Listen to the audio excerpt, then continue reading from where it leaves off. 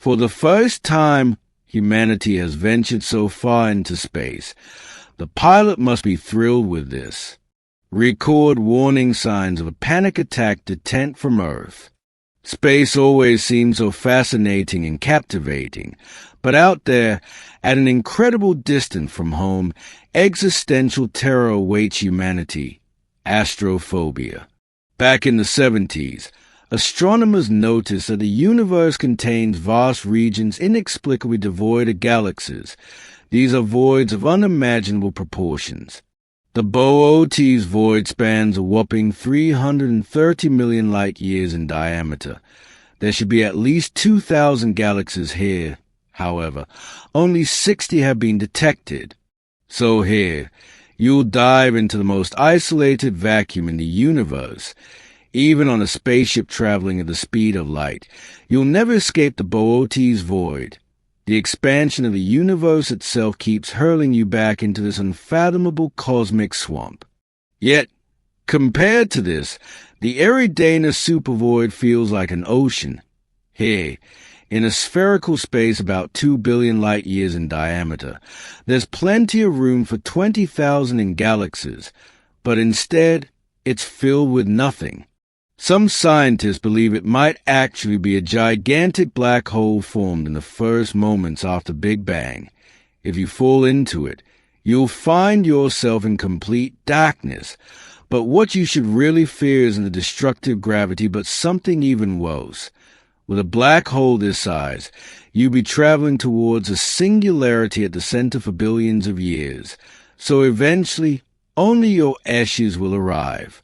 But even when there's plenty of matter around, space doesn't get any less terrifying. In the NGC 1333 nebula, amidst clouds of dust and gas, new stars are forming. But if you fly too close, this unearthly beauty will inevitably fry you with streams of hot gas. In the thermonuclear reaction, the densest part of the nebula won't even leave your charred bones. But what about the hundreds of exoplanets just waiting for us to visit?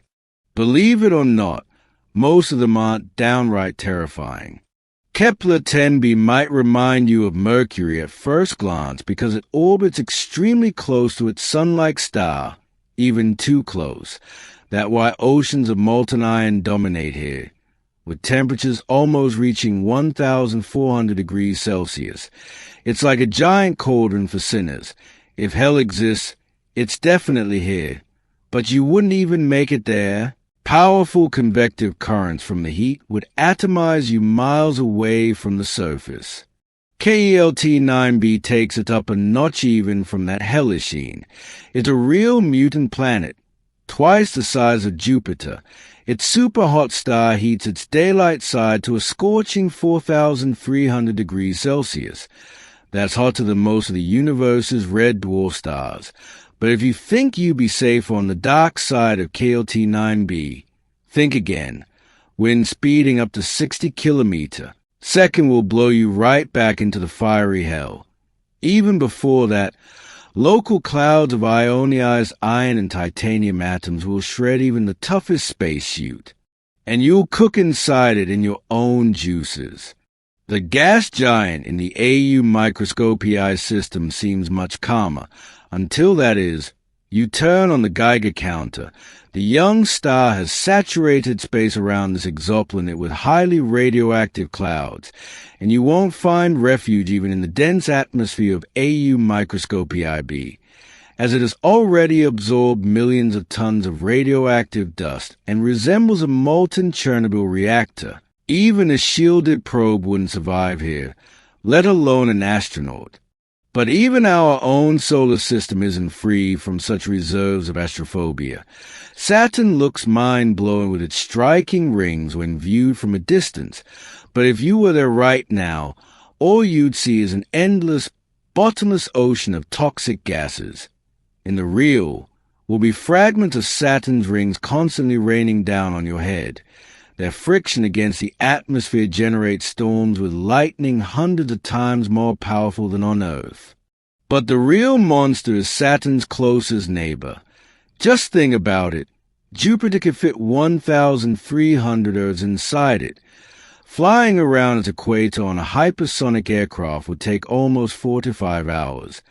And when you run out of fuel, don't even dream about landing because Jupiter has no solid surface.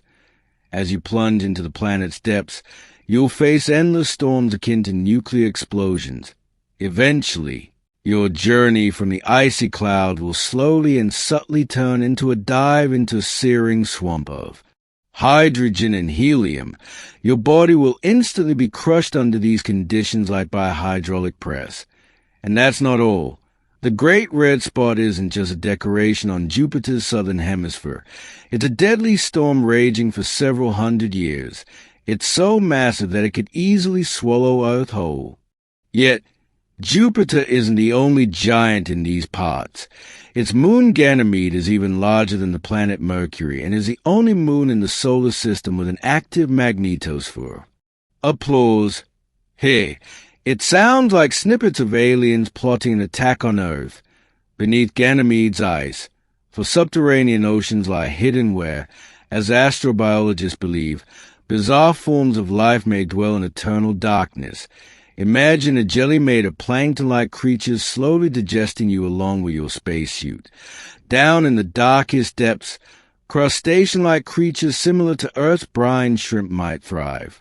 But on Ganymede, they'd be giant monsters due to its low gravity. However, even that's not the craziest world in the solar system.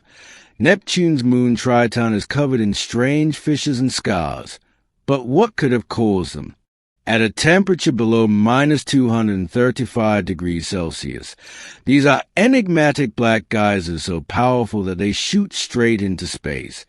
And if you really want to personally investigate them, your invaluable scientific data will travel back to Earth more than 4 hours even at the speed of light because Triton is that far away from Earth. To find it, just look for that lonely pale star in the sky, aka the sun. However, you will never see it up close again because the journey back from Triton to Earth with current technology would take over 25 years. However, in space, there's a slew of bizarre stars to fear even while standing safely on Earth. In 2020, astronomers identified a neutron star with an abnormally strong magnetic field. It's 1 trillion times more powerful than Earth's. If you try getting closer to a magnet about 300 kilometers away, you'll instantly pass out. Your nervous system will simply shut down from a magnetic overload. In 2004, scientists recorded a magnetoburst that literally made Earth's magnetic field shudder, and this giant star, in its death throes, unleashed a beam on us way stronger than any Death Star weapon. In October of 2022, it hit Earth, bombarding us with harsh gamma radiation for over 10 hours.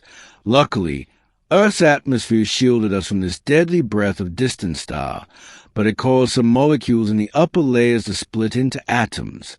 But if the next gamma-ray burst of this magnitude hits Earth from 10,000 light-years away, it'd be like a nuclear war in complete silence. Most life forms would perish, and those who survive would be blasted with harsh radiation from the sun itself, as the burst would also obliterate the ozone layer. Yet, the universe harbors even more exotic sources of deadly rays feared by entire galaxies. Quasars are incredibly massive black holes that devour matter so voraciously that they flood everything around them with deadly radiation for millions of light years. In fact, astronomers believe that quasars could have prevented life from ever emerging in the early universe. So we're very lucky that the supermassive black hole Sagittarius A** at the center of our galaxy is not a quasar. However, a collision with the Andromeda Galaxy might change that, and we'll witness the ultimate deadly show of cosmic proportions in the sky. Its harsh radiation will even fry bacteria in Earth's crust. But perhaps the scariest thing in space is that right now, beyond our lonely, miraculously surviving Earth, it's completely dead. Black voids, exploding star nurseries, strange exoplanets with extreme phenomena, they all exist for no one and nothing and without any purpose. So what if astrophobia isn't a curse, but our way of giving some sense to the universe out of fear? So, are you afraid of space now? Oh,